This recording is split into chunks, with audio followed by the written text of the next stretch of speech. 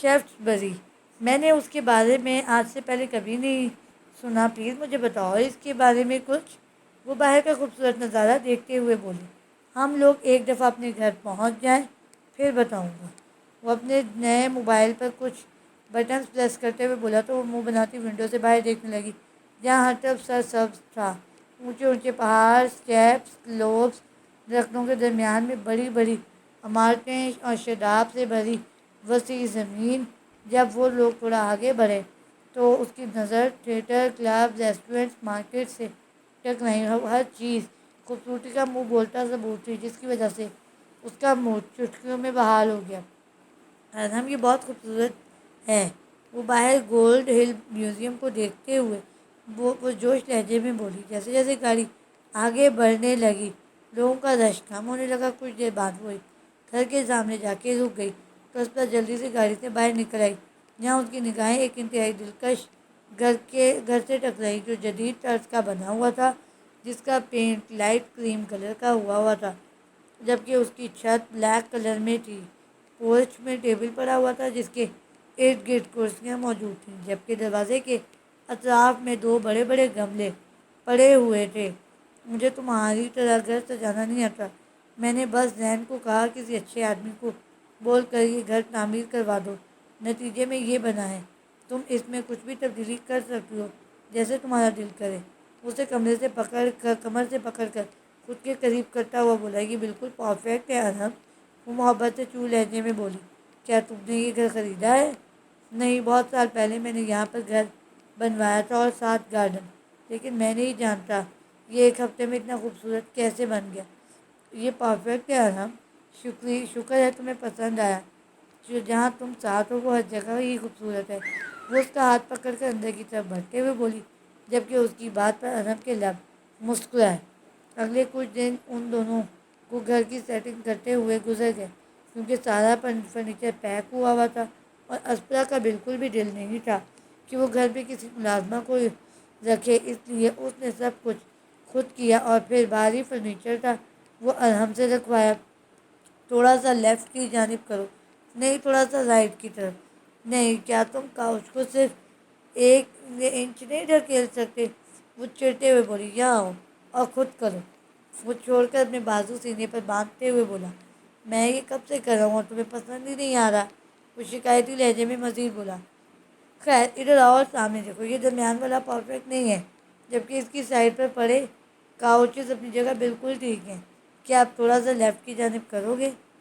وہ اس کی طرف دیکھتے ہوئے بولی، جبکہ وہ سکون سے اپنی جگہ پر کھڑا رہا۔ جب اس نے دیکھا اب وہ بے صبری ہو رہی ہے تو لمبا سانس کھینچتا کاؤچ کی جانب بڑھا اور اس نے تھوڑا سا اسے لیفٹ سائڈ پہ کھینچا۔ یہی ارہم، بالکل ادھر ہی، پرفیکٹ۔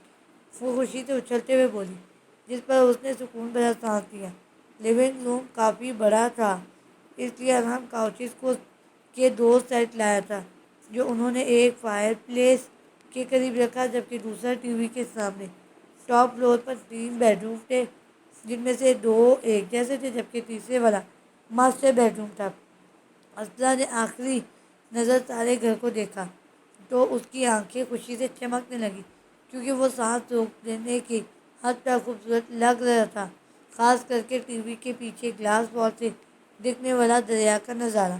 ان لوگوں کا گھر ٹاؤن کے آخری حصے میں تھا، جہاں ان کے علاوہ چند ہی گھر آباد تھے، اور وہاں کے لوگ بہت نرم دل اور اچھے تھے۔ اسرا نے کلاک کی جانب دیکھا جو 9 بجا رہا تھا، جبکہ ارہم شاور لے رہا تھا۔ اس نے دل سے کھانا تیار کیا کیونکہ وہ جانتی تھی پچھلے 3 دن سے ارہم کافی تھک چکا ہے۔ کھانا تیار کرنے کے بعد اس نے وہ آنگن میں لگا دیا۔ جب وہ کولڈ ڈرنک کا گلاس میں انڈیل رہی تھی، اس کی نظر سامنے سے آتے ارہم سے ٹکرائی، جس نے وائٹ شرٹ اور بلیک ٹراؤزر پہنا ہوا تھا، جبکہ وہ اپنے گیلے بالوں میں مسلسل ہاتھ چلا رہا تھا۔ وہ اس قدر پیارا لگ رہا تھا کہ اس کے دل نے بے ساختہ ماشاءاللہ کہا۔ پکنک ایٹ نائٹ، اس نے چٹائی پر بیٹھ کر پوچھا، ہو سکتا ہے؟ دیکھو نا سب کتنا خوبصورت ہے۔ وہ آسمان پر چمکتے چاند اور ستاروں کو دیکھتے ہوئے بولی، ٹھیک کہہ رہی ہو، مجھے بہت مزیدار کھانے کی خوشبو آ رہی ہے، کیا اسپیشل بنا ہے؟ وہ اپنے ہاتھوں کو آپس میں رگڑتے ہوئے پوچھنے لگا، چکن پاستا پولسینا اور میٹھے میں کیساٹا بنایا ہے۔ وہ مسکراتے ہوئے بولی، چلو گڈ، کھاتے ہیں۔ اس نے کہا تو پھر وہ دونوں خاموشی سے کھانا کھانے لگے۔ کیا تمہارے دوستوں میں سے کسی کی کال آئی؟ ہاں، ذہن کی کالز آتی رہتی ہیں، وہ پوچھتا رہتا ہے ہم لوگ کیا کر رہے ہیں، دونوں ٹھیک ہیں اور کسی کی مدد کی ضرورت تو نہیں۔ اس نے سکون سے جواب دیا، اوہ یہ تو بہت اچھی بات ہے، مجھے بہت برا لگا ہم لوگوں نے مل کر بھی نہیں آ پائے۔ کوئی بات نہیں، میں ہمیں کون سا انہیں گڈ بائی بولنا تھا۔ اصلا میں نے وہ لیونگ اسٹائل چھوڑا ہے، اپنے دوستوں کو نہیں۔ وہ اسے تسلی دیتا ہوا بولا، میرے پیرنٹس کی جانب سے کوئی میسیج نہیں ہے، میں نے کانٹیکٹ کرنا چاہا مگر ہمت ہی نہیں ہوئی۔ وہ لب چباتے ہوئے بولے، ان سے بات کرو اسپرا، میں ناویز ہوں، پاپا نے مجھے نیا موبائل لے کر دیا تھا، ان کے پاس میرا نمبر ہے مگر انہوں نے کال ہی نہیں کی۔ تو پھر کیا ہے، تم رابطہ کر لو، زیادہ وقت نہیں لو ورنہ انہیں لگے گا میں تمہیں ٹارچر کر رہا ہوں۔ وہ خشک سا کہکا لگاتے ہوئے بولا تو اسپرا نے اس کے بازو پر تھپڑ مار دیا۔ شٹ اپ ارہم، پاپا کو تم اچھے لگتے ہو اسی لیے انہوں نے مجھے تمہارے ساتھ آنے دیا۔ میرا خیال ہے میرے حق میں صرف ایک ہی وہ تھا، وہ بھی دادی ماں کا۔ جانتے ہو انہوں نے مجھے واپس جانے کا بولا تھا جب میں تمہیں چھوڑ کر آئی تھی۔ وہ مسکراتے ہوئے بولی، اچھا جی۔ کھانا کھانے کے بعد باقی کا وقت ان دونوں نے باتیں کرتے ہوئے گزارا۔ ڈارک کلر مجھے سوٹ کرتے اس لیے زیادہ تر میں یہی پہننا پسند کرتی ہوں، وہ اس کے کندھے پر سر رکھتے ہوئے بولی، اور مجھے صرف بلیک رنگ پسند ہے۔ وہ کندھے اچکاتا ہوا بولا، جانتی ہوں، ویسے تم کہاں گھومنے جانا چاہتی ہو؟ میری خواہش ہے میں پیرس جاؤں، سچی وہاں جانے کا بہت شوق ہے۔ وہ خوشی سے بتانے لگی، میں نے تقریباً ساری دنیا گھومی ہے لیکن پسندیدہ جگہ کوئی بھی نہیں تھی، لیکن ہاں اب خانہ کعبہ جانے کی خواہش ہے۔ وہ اس کے بالوں کی انگلیاں چلاتے ہوئے بولا، واؤ ماشاء اللہ، ہم دونوں چلیں گے۔ ویسے ارحم تمہاری عمر کیا ہے؟ وہ تجسس سے پوچھنے لگی۔ اس نے ایبرو چکا کر اس کی جانب دیکھا اور پھر ہنسنے لگا، تمہیں میرے ساتھ رہتے اتنا وقت ہو گیا ہے اور تم میری عمر بھی نہیں جانتی۔ خیر تم نے مجھ سے اپنا تعارف ایسے نہیں کروایا تھا۔ ہائے اسپرا، میرا نام ارحم ہے اور میں تمہیں کڈنیپ کرنے لگا ہوں۔ وہ اسے گھورتے ہوئے بولی، شٹ اپ، میری عمر 28 سال ہے بندریا۔ وہ کھلکھلا کر ہنستا ہوا بولا، اوہ تھینکس اللہ۔ وہ اپنے سینے پر ہاتھ رکھ کر بولی، واٹ، تم کیا سمجھ رہی تھی، میں 40 سال کا ہوں یا کچھ اور؟ اس نے اس کے بالوں کی ایک لٹ محبت سے کھینچتے ہوئے پوچھا، نہیں نہیں، مجھے یہ لگا تم 20 پلس ہی ہوگے۔ وہ اس کے گرد اثار باندھتے ہوئے بولی، یہ ٹاؤن بہت خوبصورت ہے ارحم، مجھے بہت خوشی ہے میں اس وقت اس خوبصورت آسمان تلے اپنی جان سے عزیز شخص کے ساتھ لیٹی ہوئی ہوں اور ان چمکتے ستاروں کو دیکھ رہی ہوں۔ وہ پیار سے بولی، بخار نے مجھے اچھا خاصا ٹارچر کیا، اسی وجہ سے ایپیسوڈ نہیں آئی۔ اچھا آگے چلتے ہیں، یہ والی لائن چھوڑ دیتے ہیں۔ 5 سال بعد، وقت کا کام ہے گزرنا اور وہ بغیر کسی کی پرواہ کیے گزر جاتا ہے۔ زندگی جو ان دونوں کی پہلے ایڈونچر اور تھرل سے بھری ہوئی تھی اب بالکل پرسکون تھی۔ اسپرا نے ٹاؤن میں اپنی گریجویشن مکمل کرنے کے بعد اسکول میں بایولوجی کی ٹیچر کے طور پر پڑھانا شروع کر دیا تھا، جبکہ ارحم نے اپنا کام بیکری کی دکان سے شروع کیا تھا، لیکن ان 5 سالوں میں مسلسل محنت سے وہ دکان کی مارکیٹ میں بدل چکا تھا۔ اس کے ساتھ ساتھ اس نے اسلامی تعلیم پر بھی بھرپور توجہ دی تھی، جس کا نتیجہ یہ تھا کہ وہ 5 وقت نمازی بن چکا تھا اور اس نے اسپرا کے ساتھ لاسٹ ایئر حج کا فرض بھی ادا کیا تھا۔ عبدالجبار صاحب اور ملیحہ بیگم لوگ اکثر ان دونوں سے ملنے آتے۔ ارحم نے انہیں اپنے پاس ہمیشہ کے لیے رہنے کی دعوت دی مگر انہوں نے نرمی سے انکار کر دیا۔ شروع میں عبدالجبار صاحب کا رویہ ارحم کے ساتھ خشک سا رہا مگر وقت کے ساتھ ساتھ وہ نرم پڑنے لگے، جبکہ وہ ملیحہ اور دادی اماں کا لاڈلا بیٹا بن گیا۔ بیلا، جو ایک وقت پہلے اس سے آنکھ ملانے سے بھی ڈرتی تھی، اب جب وہ اس کے لیے کبھی چاکلیٹس لیے بغیر گھر واپس آ جاتا تو وہ اس کے کان کھینچنے سے بھی گریز نہیں کرتی تھی۔ وہ اسے بڑے بھائی کے طور پر چاہنے لگی تھی، جبکہ وہ بھی چھوٹی بہن کے طور پر اس کے سارے نخرے اٹھاتا۔ اٹلی میں ارحم کی جگہ زہر نے لی تھی۔ اس نے سب کچھ بہت اچھے طریقے سے سنبھالا ہوا تھا، جبکہ دوسری طرف پولیس نے یقین کر لیا تھا کہ ارحم اور زہر کی موت ہو چکی ہے، جس کی وجہ سے چیف نے ایک نئی ٹیم بنائی تاکہ باس کو ختم کر سکے۔ لیکن وہ لوگ یہ نہیں جانتے تھے کہ ارحم کے بعد گینگ کا لیڈر کون ہے۔ ارحم ایک بیسٹ تھا جس کی 20 سال جس کی وجہ سے سب اسے پہچانتے تھے، جبکہ ذہن بالکل سانپ ہے جو پولیس کے درمیان میں رہ کر ان کی آنکھوں سے اوجھل ہے اور اپنا کام انتہائی صفائی سے کر رہا ہے، جبکہ زبیر نے اپنی موت کا فائدہ اٹھاتے ہوئے پولیس والوں کا اور ذہن کا جینا کافی مشکل کیا ہوا ہے، جبکہ وہ سچ میں بھٹکتی آتما کی طرح گھومتا اور لوگوں کو کافی تنگ کرتا ہے۔ اسپرا کا جب اپنی دونوں دوستوں فائقہ اور فاطمہ کے ساتھ رابطہ بحال ہوا تو وہ اس کی واپس سے نارمل زندگی پر کافی خوش تھی۔ فائقہ اور حمزہ، جبکہ فاطمہ اور تیمور کی اسی سال شادی ہوئی تھی، جس پر وہ اور انم دونوں ہی بخوشی شامل ہوئے تھے۔ اسی شادی پر اسپرا کی دانش کے ساتھ ملاقات ہوئی تو ان دونوں نے آپس میں بات کی۔ جو بھی تھا وہ اس کا معمول ذات تھا اور رشتے اتنی آسانی سے ختم نہیں ہوتے۔ اسے اپنی ٹانگوں پر صحیح سلامت چلتا ہوا دیکھ کر اس کے دل سے جیسے بوجھ سا اترا تھا۔ دانش نے اپنی ماما کے کیے کی اس سے معافی مانگی، ساتھ اسے بتایا کہ وہ اسی وقت ہاں مان گیا تھا جب انم نے اس کی ٹانگ توڑی تھی۔ یہ تو اس کی ماما تھی جنہوں نے اسے ایموشنلی بلیک میل کر کے اس کے پاس بچانے بھیجا تھا، ورنہ وہ خود کبھی بھی نہیں آتا، کیونکہ اس نے اسپرا کو اپنی ٹانگ ٹوٹنے کا ذمہ دار سمجھا تھا۔ اسے لگا تھا وہ اس کی وجہ سے اب کبھی فٹ بال نہیں کھیل پائے گا۔ دانش نے سچائی کا مظاہرہ کرتے ہوئے اسے سب بتا دیا تھا اور آخر میں اس نے کہا کہ وہ شرمندہ ہے، اسے اتنی آسانی سے ہار نہیں مان جانی چاہیے تھی، جس پر وہ کچھ پل خاموش رہی۔ پھر اس نے صرف اتنا ہی کہا تھا، فکر مت کرو، اللہ کے ہر کام میں بہتری ہوتی ہے اور میں خوش ہوں، فائنلی تم نے جو چاہا وہ تمہیں مل گیا۔ آفٹر آل تم پاکستانی فٹ بال ٹیم کے کھلاڑی ہو، جس پر وہ بھی سر کھجاتا ہنس پڑا تھا۔ جس کے بعد ان دونوں کی کبھی کبھار کال پر بات ہو جاتی تھی اور اس دوران اس نے یہ بتایا تھا کہ اسے اس کی لائف پارٹنر مل گئی ہے جس کا نام سارہ ہے۔ پھر اس نے اسپرا اور سارہ کا کانٹیکٹ کروا دیا تھا، جس کی وجہ سے ان دونوں کی اچھی خاصی دوستی ہو گئی تھی۔ اسپرا کو آج کل اپنے اسٹوڈنٹ سے کافی جیلسی ہوتی تھی، کیونکہ ان میں سے اکثر لڑکیاں ارحم کو تاڑے بیکری پہنچی ہوتی تھیں، کیونکہ ٹیٹوز ریموو کرنے کے بعد وہ اور بھی ہینڈسم لگتا تھا۔ وہ جب بھی وہاں جاتی اس کے اسٹوڈنٹس غائب ہو جاتے اور اس کے نکلتے ہی وہ پھر سے وہاں حاضر ہو جاتے۔ ارحم اسے اکثر اسکول سے لینے جاتا تو لڑکیاں اس کے ارد گرد ایسے منڈلاتی جیسے وہ کوئی سپر اسٹار ہو، جس کی وجہ سے اسپرا کو شدید نفرت ہوتی۔ بے شک وہ کسی کی طرف آنکھ اٹھا کر نہیں دیکھتا تھا، مگر اس کا دل پاگل سا ہوتا تھا۔ اس کا دل چاہتا تھا وہ اسے بس اپنے دل میں قید کر لے، کوئی اسے دیکھے بھی نہ۔ ان 5 سالوں میں ارحم نے اس سے اتنی شدید محبت کی تھی کہ وہ اب ڈرنے لگی تھی کہ کہیں وہ بدل نہ جائے، کیونکہ اس کی محبت میں کمی نہ آ جائے اور کچھ ہو نہ جائے۔ ارحم کے ساتھ ساتھ وہ بھی نماز باقاعدگی سے پڑھنے لگی تھی تاکہ اس سب کی شکر گزار رہے جس نے اسے اپنی اتنی محبتوں سے نوازا ہے۔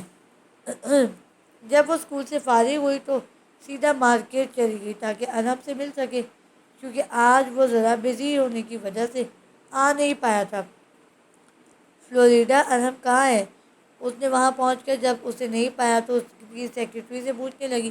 سر 1 گھنٹہ پہلے ہی نکلے ہیں، انہوں نے بولا ہے جب تک وہ واپس نہیں آتے آپ یہاں سب چیزوں کو دیکھیں اور ساتھ باٹنی اسٹور کا بھی چکر لگا لیں۔ اس کے بتانے پر وہ جلدی سے موبائل نکال کر اسے کال کرنے لگی، مگر وہ اٹھا ہی نہیں رہا تھا۔ وہ لب چباتے ہوئے اسٹور کی جانب بڑھ گئی۔ ساری لوکیشن چیک کرنے کے بعد جب وہ واپس آئی تو ابھی بھی ارحم کا نام و نشان نہیں تھا۔ اس کا دل تیزی سے دھڑکنے لگا، مگر وہ خود کو قابو کرتی کلائنٹس کے ساتھ ڈیل کرتی رہی۔ وہ جب فری ہوتی اس کا نمبر ڈائل کرتی، مگر سامنے سے کوئی جواب نہ پا کر اس کے دل تکلیف سے پھٹنے لگتا، کیونکہ آج سے پہلے ایسا کبھی نہیں ہوا تھا۔ جیسے ہی گھڑی نے رات کے 9 بجائے اس کی برداشت جواب دے گی، اس نے ملازموں کو مارکیٹ بند کرنے کا حکم دیا۔ سب بند کرنے کے بعد وہ گھر کی جانب چل پڑی۔ گھر کے قریب جا کر اس نے جب لائٹس جلتی دیکھی تو اس کا دماغ ہی گھوم گیا، کیونکہ لائٹ جلنے کا مطلب تھا ارحم گھر میں موجود ہے۔ وہ دروازہ کھول کر جیسے ہی اندر داخل ہوئی لائٹس بند ہو گئی۔ او خدایا، اس نے کہہ کر گھبراتے ہوئے اپنے بیگ سے موبائل نکال کر اس کی فلیش لائٹ چلائی، مگر اسی پل واپس سے گھر کی لائٹ جل گئی، لیکن اس بار ان کی روشنی مدھم تھی۔ اس نے نظر گھما کر چاروں طرف دیکھا تو لیونگ روم پھولوں، غباروں اور مختلف روشنیوں سے انتہائی خوبصورتی سے سجا ہوا تھا۔ اس نے دھڑکتے دل کے ساتھ اپنے قدم آگے کی جانب بڑھائے، جہاں اس کی نظر ٹیبل پر پڑی جہاں ارم کا موبائل پڑا ہوا تھا، مگر وہ خود کہیں دکھائی نہیں دے رہا تھا۔ اس موبائل کے اوپر ایک چھوٹا سا کاغذ پڑا ہوا تھا۔ اس نے کپ کپاتے ہوئے ہاتھوں سے وہ پکڑ لیا اور اس کے اوپر لکھا ہوا ایک لفظ پڑھا، شیلف۔ وہاں موجود سب شیلفز کی جانب دیکھنے لگی، تبھی اس کی نظر ٹی وی کے اوپر بنی شیلف پر جا ٹھہری، جہاں سرخ رنگ کا ایک باکس ایک میسج کے ساتھ پڑا ہوا تھا۔ اس نے قریب جا کر وہ باکس اور کاغذ اٹھا لیا۔ وہ اس پر لکھے الفاظ پڑھنے لگی، مجھے اوپن کرو۔ اس نے مسکراتے ہوئے باکس کو کھولا، جس کے اندر بریسلٹ موجود تھی اور ساتھ ایک چٹ پڑی ہوئی تھی۔ اس نے بریسلٹ باہر نکالی جو ڈائمنڈ کی بنی ہوئی تھی اور ساتھ چٹ پر لکھا ہوا لفظ پڑھنے لگی، آنگن۔ وہ بے ترتیب ہوتی دھڑکنوں کے ساتھ اپنے قدم باہر کی جانب بڑھانے لگی۔ گلاس کے دروازے کھلے ہوئے تھے، جس کی وجہ سے وہ آنگن دیکھ سکتی تھی، جہاں فرش ریڈ اور سفید غباروں سے بھرا ہوا تھا، جبکہ درمیان میں موجود ٹیبل سرخ پتیوں کی لپیٹ میں تھا۔ ارحم! اس نے بے ساختہ ٹیبل کی جانب بڑھتے ہوئے پکارا، مگر وہ اسے کہیں نظر نہیں آیا۔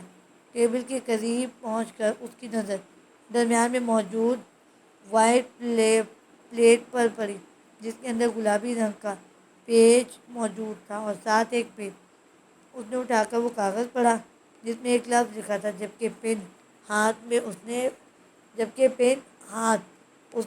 میں پکڑی، گرین۔ گرین کا کیا مطلب ہو سکتا ہے؟ پودے، گھاس یا کچھ اور؟ ابھی وہ سوچ ہی رہی تھی، اس کے نظر غباروں میں موجود ایک گرین غبارے سے ٹکرائی۔ اس نے آگے بڑھ کر ہاتھ میں موجود پین سے وہ غبارہ پھوڑ دیا، جس میں سے کافی زیادہ گلیٹر باہر نکلی، جس پر وہ بچوں کی طرح کھلکھلا کر ہنسنے لگی۔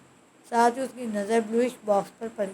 اس نے مسکراتے ہوئے اسے کھولا، جس کے اندر سے پینڈنٹ نکلا، جس کی اندر تتلی تھی، جس کے اوپر آؤٹ لائن ڈائمنڈ کے کرسٹلز بنی ہوئی تھی۔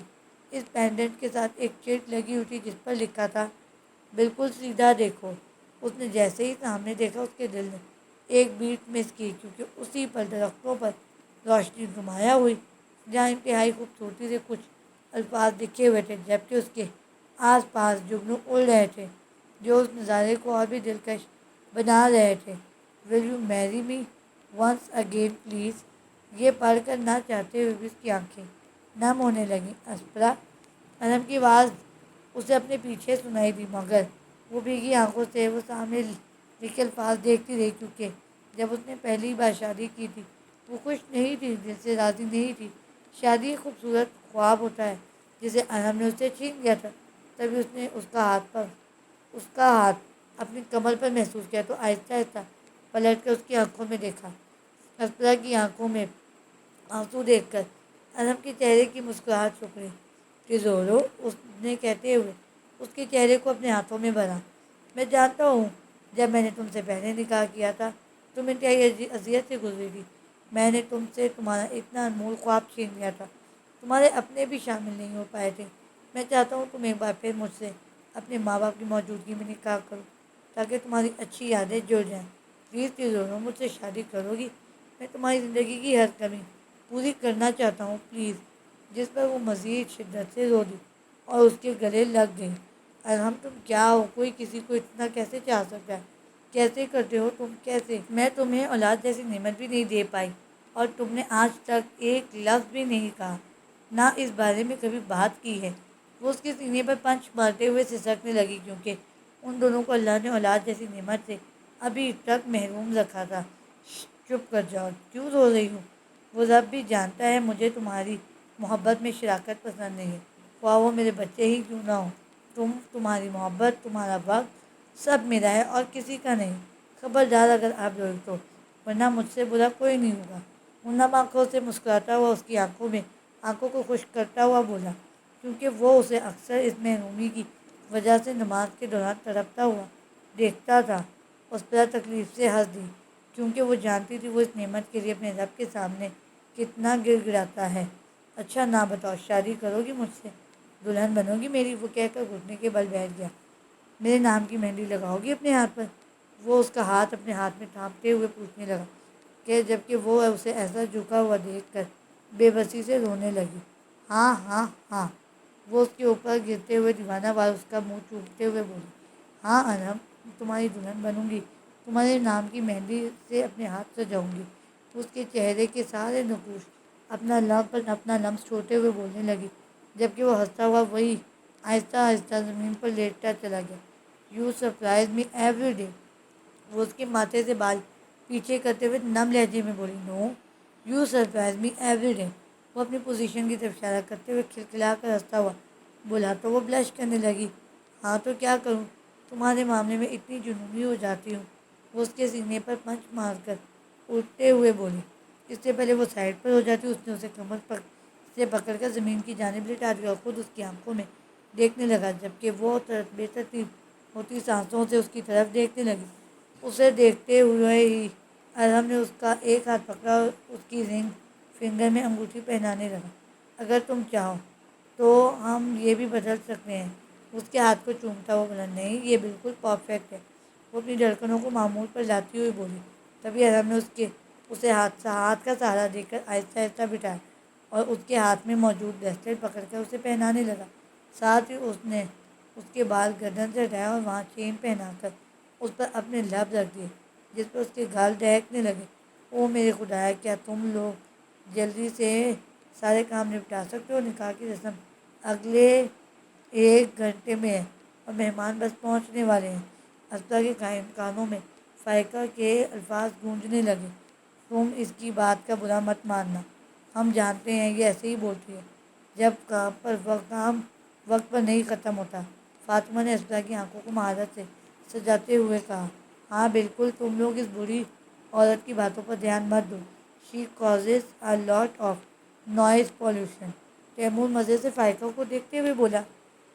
چلو جی، ٹام اینڈ جیری کی ایک اور ایپیسوڈ شروع ہوگی۔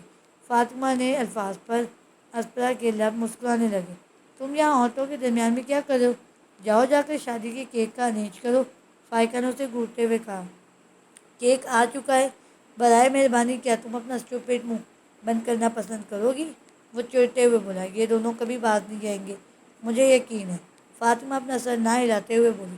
میں بس چاہتی ہوں یہ دونوں میری شادی میں کسی قسم کی جنگ کا آغاز نہ کریں۔ نہیں ہوتا، تم بس اپنی آنکھیں آہستگی سے کھولو۔ اس کے کہنے پر اس نے اپنی آنکھیں کھول دیں۔ نو ہیوی میک اپ رائٹ؟ وہ فاطمہ کی جانب دیکھتے ہوئے پوچھنے لگی، جس پر اس نے نہ میں سر ہلایا اور ساتھ ہی مرر کے سامنے سے پیچھے ہو گئی۔ وہ دھیرے سے کھڑی ہو کر شیشے میں خود کا عکس دیکھنے لگی۔ تو آج ارم کے پھیپھڑے، گردے، جگر سب چرانے والی ہو، فاطمہ نے مرر سے دیکھتے اس کی بندیاں ٹھیک کرتے ہوئے شوق لہجے میں کہا، جس پر اس کا منہ حیرت سے کھل گیا۔ کیا مطلب ہے دل اور دماغ کیوں نہیں؟ وہ جو سر تھا وہ ارم کے لیے سجی تھی، پلٹ کر پوچھنے لگی۔ اس کے یوں اچانک مڑنے پر اس کے بازوؤں میں موجود چوڑیاں بھی شور مچانے لگی، جیسے انہوں نے بھی شکوہ کیا ہو، کیونکہ وہ تم پہلے ہی چرا چکی ہو، اس نے آنکھ مارتے ہوئے جواب دیا۔ ساتھ ہی دل میں اس نے اس کی خوبصورتی کی نظر اتاری، جس پر وہ بلش کرنے لگی۔ اسپرا نے ایک نظر فاطمہ کی جانب دیکھا، جو ریڈ کلر کے گاؤن میں لائٹ میک اپ کیے ہوئے کافی دلکش لگ رہی تھی۔ اسی پر اس کی نظر دروازے سے داخل ہوتی فائقہ سے ٹکرائی۔ او مائی گاڈ، اسپرا، آج تم ارم کی جان لو گی، اس لال جوڑے میں قیامت ڈھا رہی ہو۔ وہ آگے بڑھ کر اس کے گلے سے لگتے ہوئے محبت سے بولی۔ قسم سے، مجھے تو بس ارم کا چہرہ دیکھنا ہے جب وہ تمہیں دیکھے، وہ اس کی مہندی سے سجے ہاتھ اپنے ہاتھوں میں تھامتی ہوئی بولی، جس پر اسپرا کا دل تیزی سے دھڑکنے لگا۔ اور ہاں فاطی، تمہارا شوہر بہت ہی کوئی سڑا ہوا انسان ہے، اس نے فاطمہ کی طرف دیکھتے ہوئے منہ بسور کر کہا۔ میں نہیں ہوں، یہ خود ہی ہے، تیمور نے کمرے میں داخل ہوتے ہوئے ایک ایک لفظ چبا کر کہا۔ میں نے تمہیں باہر مہمانوں کا خیال رکھنے کا بولا تھا، تم پیزار ٹپکے ہو، وہ آنکھیں گھماتے ہوئے بولی۔ او پلیز، تم اینٹی وائرس کا اہتمام کر لو، تمہیں اس کی شدید ضرورت ہے، because your system is very noisy. اس نے فاطمہ کو اس کی پشت سے اپنی باہوں میں بھرتے ہوئے آخری لائن تھوڑی ٹھہر کر کہی۔ فائقہ کو بولی، جبکہ فاطمہ بکھلا کر اس سے دور ہوئی اور اس کے گال حیا سے دہکنے لگے۔ کچھ لوگوں کو شرم تو چھو کر بھی نہیں گزری۔ فائقہ نے شرارت سے کہا۔ ہاں تو کیسی شرم، میری بیوی ہے، میری جان، میری اکلوتی محبت۔ وہ ڈنکے کی چوٹ پر آگے بڑھ کر واپس سے فاطمہ کو اپنی باہوں میں لینے کی کوشش کرتا وہ بولا، لیکن اس سے پہلے وہ پکڑتا فائقہ جلدی سے اسے پیچھے کر گئی۔ کباب میں ہڈی، تو چپ کر جاؤ دونوں، میری شادی ہے یار آج، تو منع ہو جاؤ دونوں۔ اسپنا نے ان دونوں کو غصے سے گھورتے ہوئے کہا، ہائے بے صبری لڑکی، خیر آپ کا ارحم باہر آ چکا ہے، مہمان بھی تقریباً آ چکے ہیں، کچھ ہی دیر میں نکاح کی رسم شروع ہو جائے گی۔ وہ فاطمہ کو اپنی جانب کھینچتا ہوا بتانے لگا۔ اوکے، کیا دانش آ گیا؟ اس نے مسکراتے ہوئے پوچھا۔ نہیں، وہ بول کر فاطمہ کا ہاتھ پکڑ کر روم سے نکل گیا، جبکہ اسپرا کے ماتھے پر سلوٹیں پڑنے لگی۔ پاگل لڑکی، اپنے ماتھے میں یہ بل ختم کرو، ہو سکتا ہے وہ لیٹ ہو گیا ہو، آ جائے گا۔ فائقہ نے اسے تسلی دی۔ آئی فیل گلٹی اینڈ سوری فار ہم، وہ کاؤچ پر بیٹھتے ہوئے بولی۔ میں سمجھ سکتی ہوں، یاد ہے ایک وقت تھا تمہیں اس سے بہت محبت تھی۔ وہ اس کے برابر بیٹھ کر اس کے ہاتھ سے ہلاتے ہوئے بولی۔ نہیں، یہ وجہ نہیں ہے فائقہ، میں شرمندہ ہوں کیونکہ میری وجہ سے اس کی ہنستی مسکراتی فیملی اجڑ گئی۔ میں جب ایک اور لفظ اور نہیں، میں تمہاری وجہ سے کچھ بھی نہیں ہوا۔ عالیہ آنٹی خود پرست عورت تھی اور دانش نے اسی وقت اپنی ہار مان لی تھی جب ارحم نے اس کی ٹانگ توڑ کر اس کے خواب کو چھین لیا تھا۔ تم نے اس سے محبت کی تھی، لیکن اسے تم سے زیادہ ضروری اس کا خواب تھا، اس لیے پلیز اپنا اتنا اچھا دن اس کے لیے خراب مت کرو۔ شکریہ فائقہ، اس نے اسے گلے لگاتے ہوئے کہا۔ آئی پرومس، میں نے تمہیں اور فاطمہ کو کبھی خود سے دور نہیں کیا، یہاں تک کہ میرے مشکل دنوں میں بھی میں نے تم لوگوں کو ہمیشہ یاد کیا۔ ڈیم، کوئی بہت ایموشنل ہو رہا ہے۔ اس کی بات پر اسپنا نم آنکھوں سے مسکرانے لگی۔ اوکے، میں ذرا باہر تمہارے دولہے راجا کو دیکھ رہا ہوں، آخر میری سہیلی کو برابر کے ٹکر دے بھی رہا ہے یا نہیں، وہ شوق لہجے میں کہتی کمرے سے نکل گئی، جبکہ وہ پیچھے سے اپنی دھڑکنوں کو معمول پر لانے کی کوشش کرنے لگی، جو ارحم کے نام پر ہی بے حال ہو رہی تھی۔ ارحم کے پرپوز کرنے کے بعد اسپنا نے اپنی فیملی کو انفارم کیا تھا، جس پر وہ لوگ کافی خوش ہوئے تھے اور سب نے مل کر ایک ماہ کی بات کی تاریخ رکھی تھی۔ وہ آج ایک دفعہ پھر سے اپنے نام کے تمام حقوق اسے دینے جا رہی تھی، لیکن اس دفعہ اس کا دماغ، دل اور روح سب خوشی سے جھوم رہے تھے۔ وہ نم ہتھیلیوں سے اپنی اتل پتل ہوتی سانسوں کو روانی سے چلانے کی کوشش کر رہی تھی۔ اس کے کانوں سے دروازے پر ہوتی دستک کی آواز ٹکرائی۔ دانش سامنے کھڑے شخص کو دیکھا تو اس کے لب بڑبڑائے۔ اسپرا، وہ اس کی جانب بڑھتا ہوا بولا، thank you so much for coming. ایک پل کو تو مجھے لگا تم نہیں آؤ گے، وہ خوشی سے کھڑے ہوتے ہوئے بولی۔ تم بلاؤ اور میں نہ ہوں، ایسے کیسے ہو سکتا ہے؟ مسکراتی آنکھوں سے بولا۔ میرا خیال ہے تم مجھے بھول گئی، ایک وجود دانش کے برابر کھڑا ہوتا ہوا بولا۔ سارا، اسپنا نے اسے گلے سے لگاتے ہوئے کہا، تم بہت ہی زیادہ خوبصورت لگ رہی ہو۔ سارا نے پسندیدہ نظروں سے اسے دیکھتے ہوئے کہا، تھینک یو، میں بہت خوش ہوں، فائنلی ہم لوگ ملے۔ سچی میں ویڈیو اور آڈیو کال سے میں تنگ آ گئی تھی، وہ آنکھیں گھماتے ہوئے بولی۔ میرا یقین کرو پری، یہ مجھ سے بھی زیادہ تم سے ملنے کے لیے بےتاب تھی۔ دانش نے پر کہکا لگاتے ہوئے کہا، تمہارے پاپا کہے تو تم ماموں کو اپنے ساتھ لائے ہو نا؟ وہ پریشانی سے پوچھنے لگی۔ ہاں، وہ تمہارے ماما پاپا سے ملنے گئے، تاکہ کافی نروس دکھ رہے تھے، اس نے سانس کھینچتے ہوئے کہا۔ ہم لوگ سب کچھ بہت عرصہ پہلے کا بھول چکے ہیں، جو کچھ بھی ہوا ہے اس میں تمہاری یا ماموں کی کوئی غلطی نہیں تھی۔ کیا کچھ ایسا ہے جو میں نہیں جانتی؟ سارا نے مشکوک نظروں سے اس کی جانب دیکھتے ہوئے کہا۔ اوہ نہیں نہیں، کچھ نہیں، یہ صرف ایکچولی ہم دونوں نے مل کر منگنی توڑ دی تھی، بس اسی وجہ سے ہمارے بڑے تھوڑا آپس میں ناراض ہیں۔ اسپنا نے دانش کی بات کاٹتے ہوئے جلدی سے کہا۔ ہاں بالکل، وہ جلدی سے حامی بھرتا ہوا بولا۔ اوکے، سارا دونوں کو ایک نظر دیکھنے کے بعد بولی۔ یا اللہ، یہ دانش ہی ہے نا؟ ارابیلا نے کمرے میں داخل ہو کر آئی برو چکاتے ہوئے پوچھا۔ کوئی شک گڑیا؟ اس کے بعد بگاڑتا ہوا بولا، نہیں کوئی شک نہیں، ویسے میرا نہیں خیال جو آنے والا میچ ہے وہ آپ لوگ ہارو گے، کیونکہ آپ بہت اچھا کھیلتے ہو، میں آپ کا کوئی میچ مس نہیں کرتی۔ گڈ گرل، وہ اس کے گال کھینچتا ہوا بولا۔ ویسے یہ کون ہے؟ یہ سارا ہے، مائی فیوچر وائف۔ اچھا جی، بہت پیاری ہے، وہ سارا کو دیکھتے ہوئے بولی۔ آپ کیا کرتے ہو؟ میرے ساتھ چلو، میں اپنا تعارف کراتی ہوں آپ کو۔ اچھا سا، سارا نے بیلا کے سامنے ہاتھ پھیلاتے ہوئے کہا، جو بیلا نے بخوشی تھام لیا، اور وہ دونوں باتیں کرتی ہوئی کمرے سے نکل گئی۔ میں تمہارے لیے کچھ لایا ہوں۔ دانش کی نروس ہوتی آواز نے اس کا دھیان اپنی جانب کھینچا۔ اس نے اپنی جیب کی जेब से बॉक्स निकाला और उसकी जानिब बढ़ा दिया। जो उसने पकड़ के खोला तो उसमें वही चेन निकली जो दानिश ने उसे मोर क्लब में जाने से पहले पहनाई थी। मुझे लगा था मैंने ये खो दी। मैंने उसे इस रात वापस आकर ड्रॉर में रखा था, लेकिन जब मैं वापस अपने घर गई थी तो मैंने इसे काफ़ी ढूंढा था, मगर मिली ही नहीं। तुम्हें कहाँ से मिली? वो नासमझी से पूछने लगी। जब तुम किडनैप हो गई थी, मैं और मामा पुलिस की मदद कर रहे थे। उस दौरान मुझे ये ड्रॉर में मिली थी। वो बोलकर कुछ रुका। मैं जानता हूँ, मुझे तुम्हें ये अब नहीं देनी चाहिए क्योंकि तुम किसी और की वाइफ हो, लेकिन ये सिर्फ तुम्हारे लिए बनी है, तुमसे जुड़ी है, इसलिए मैं चाहता हूँ ये तुम अपने पास रख लो। परी प्लीज़ मुझे माफ़ कर दो। मुझे तुम पर हार नहीं माननी चाहिए थी। मैं कितनी आसानी से अपनी मामा के हाथ की कठपुतली बन गया जो सिर्फ एहसासात के साथ खेल रही थी। दानिश प्लीज़ माफ़ी मत मांगो। यकीन करो इसमें तुम्हारी कोई गलती नहीं है। अस्परा एक दरख्वास्त है, प्लीज़ मेरी मामा को अगर तुम लोग ढूंढ लो तो उन्हें मेरे पापा के हवाले कर देना। उन्होंने बेशक कुछ भी किया हो, मेरे पापा उनके बगैर नहीं रह सकते। वो उनसे बहुत मोहब्बत करते हैं। वो अगर मिल जाए तो प्लीज़ उन्हें वापस लौटा देना। दानिश ने बेचैनी से उसकी तरफ देखते हुए कहा, क्योंकि जब से उन्होंने अस्पताल पर गोली चलाई थी वो फरार थी और वो कहाँ है किसी को कुछ भी खबर नहीं थी।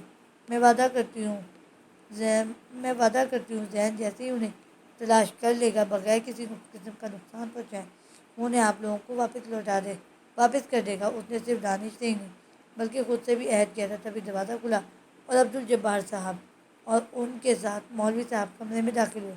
बेटा, निकाह की रस्म करनी है, उन्होंने अस्पताल के सर पर हाथ रखते हुए कहा। तो उसका दिल जोरों शोर से धड़कने लगा, क्योंकि इसका मतलब था अरहम का निकाह पड़ चुका है। जी जी पापा, वो अपने शोर मचाती धड़कनों को काबू करते हुए बमुश्किल बोल पाई। ओके, आप शुरू करें, उन्होंने कारी साहब की जानिब इशारा करते हुए कहा और साथ ही अस्पताल को आहिस्तगी से काउच पर बिठाया। अस्पताल ने वो नज़र उठाकर दरवाजे की जानिब देखा, जहाँ उसकी मामा नम आंखों से उसकी तरफ देख रही थी, जबकि फातिमा और फाइका दोनों उसके पीछे आकर खड़ी हो गई थी और दानिश 2 कदम दूर होकर उसे देख रहा था, जो उसकी खुशी में खुश था। कारी साहब ने निकाह के बोल पढ़ाने के शुरू किए थे तो उसका वजूद थमा और सांसें बेतरतीब होने लगी।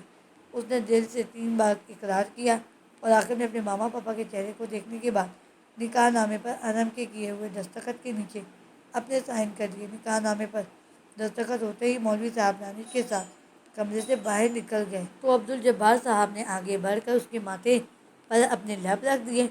साथ ही उसकी आंखें नम होने लगीं, जबकि मनिया बेगम, जो फातिमा का सहारा लिए खड़ी थी, छोटे छोटे कदम उठाकर अस्परा के करीब आई और उसके हाथों को मोहब्बत से चूमने लगी। पापा, दुल्हन को बाहर ले आए, हमारे दूल्हे राजा बहुत बेताब हो रहे हैं अपनी दुल्हन को देखने के लिए। बेला ने कमरे में दाखिल होते हुए कहा तो सब नम आंखों से मुस्कुरा दिए। चले फिर, उन्होंने अस्पताल के सामने हाथ फैलाते हुए पूछा। थाम लो जल्दी से, वैसे भी तुम्हारे दिल में लड्डू फूट रहे होंगे अपने शौहर को देखने के ख्याल से ही। फाइका ने उसके कान में सरगोशी नुमा कहा, जिस पर वो ब्लश करते हुए उसे घूरने लगी और साथ ही अपने हाथ अपने पापा के हाथ में रख दिया। उन्होंने उसे खड़ा होने में मदद की। जैसे वो खड़ी हुई, उसने अपना एक बाजू मलिया बेगम के बाजू में जबकि दूसरा अब्दुल जब्बार साहब के बाजू में डाला और उनकी संगत में स्टेज की जानिब बढ़ने लगी। स्टेज की जानिब जाते हुए उसकी निगाह अरहम की पोस्ट से टकराई, जिसने ब्लैक रंग का लिबास पहना हुआ था और वो ज़ुबैर से बातों में मसरूफ़ था। उसने बाएं जानिब देखा तो तहमिया उसके सामने अपना हाथ लहरा रही थी, जिसके चेहरे पर खुशी के रंग नुमाया थे। उसके बिल्कुल बराबर शिजा खड़ी थी। दोनों ने रस्मी लिबास पहने बहुत प्यारी लग रही थी। अस्परा पहली बार उनको ऐसे कपड़ों में देख रही थी, जो कि उसी की मेहरबानी थी। लड़कों में से वली ने रॉयल ब्लू रंग का सूट पहना हुआ था, जबकि बाकी सब ब्लैक रंग के सूट पहने हुए थे। अली ने उसे देखते ही स्माइल पास की। दूसरी तरफ अहमद, जो कैमरे से वीडियो रिकॉर्ड कर रहा था, उसने उसे थम्स अप का इशारा किया। विक्टर, जो अहमद से पीछे खड़ा था, उसने मुस्कुराते हुए हाँ में सर हिलाया। रैकेट जब अस्परा की जानिब देखते हुए मुस्कुराया तो ना चाहते हुए भी उसके लब मुस्कुराने लगे, क्योंकि वो बिल्कुल रोबोटिक था, जिसे हंसना कतई नहीं आता था। उसने जैन की जानिब देखा, जो दादी माँ को पकड़े हुए खड़ा था, जिनकी आंखों में नमी के साथ साथ खुशी भी वाज़ेह थी। और आखिर में उसने वापस से स्टेज की जानिब देखा, جہاں ارحم اسی کے چہرے کو دیکھ رہا تھا۔ اس کا دل تیزی سے دھڑکنے لگا کیونکہ وہ لگی اس قدر شاندار رہا تھا۔ کتنی ناانصافی ہے لگی، یہ سادہ سا بھی تیار ہو کر کتنی بجلیاں گرا رہا ہے دل پر۔ اس کی آنکھوں میں دیکھتی دیکھتی دل ہی دل میں بڑبڑائی۔ کچھ پل کے لیے وہ آس پاس کے لوگوں سے بھی بےگانہ ہو گئی۔ اسے صرف وہ اور اپنا آپ نظر آنے لگا کیونکہ اس کے چہرے کا حسن اور اوپر سے پیچ ڈارک بلیک آنکھیں جن میں اس کے لیے صاف محبت چھلک رہی تھی، اس کا دھیان کہیں اور جانے ہی نہیں دے رہی تھی۔ ہوش تو تب آیا جب عبدالجبار صاحب نے اس کا ہاتھ ارحم کے ہاتھ میں تھمایا۔ پھر انہوں نے ارحم کے کان میں سرگوشی نما کچھ کہا جس پر اس نے ہاں میں سر ہلایا تو وہ ان دونوں کے سر پر پیار دیکھ کر ملیحہ بیگم کو ہاتھ سے پکڑ کر اسٹیج سے اتر گئے۔ اتنی بھی کیا جلدی ہے جا کر صوفہ سنبھالنے کی؟ مسٹر اینڈ مسز ارحم ہم لوگ چاہتے ہیں وہاں بیٹھنے سے پہلے آپ لوگ دونوں ایک دوسرے کے لیے محبت کے دو بول بولیں۔ کیوں، صحیح کہہ رہا ہوں نا؟ علی نے ان کا راستہ روکتے ہوئے مائک میں کہا اور ساتھ سب لوگوں کو بھی رائے دینے کا کہا۔ ہاں ہو جائے، کم آن وی آر ویٹنگ۔ سب کی مختلف آوازیں وہاں گونجنے لگیں۔ ہاں بھائی کچھ تو بولو، اتنی آسانی سے دلہن نہیں دیں گے، فائقہ نے کمر پر ہاتھ رکھتے ہوئے کہا۔ ایکسکیوز می، وہ تو ہم لے کر ہی جائیں گے، زبیر نے اونچی آواز میں کہا۔ ہاں تو اس کے لیے تھوڑی محنت کرو پھر، فاطمہ نے بھی آگے بڑھ کر پرزور لہجے میں کہا۔ ارحم ہو جائے یار اب تو، علی نے اس کی طرف دیکھتے ہوئے کہا جبکہ وہ نہ میں سر ہلاتا مسکرانے لگا۔ اوکے سب خاموش ہو جاؤ، ہم بولتے ہیں محبت کے دو بول۔ وہ سب کی جانب دیکھتے ہوئے بولا۔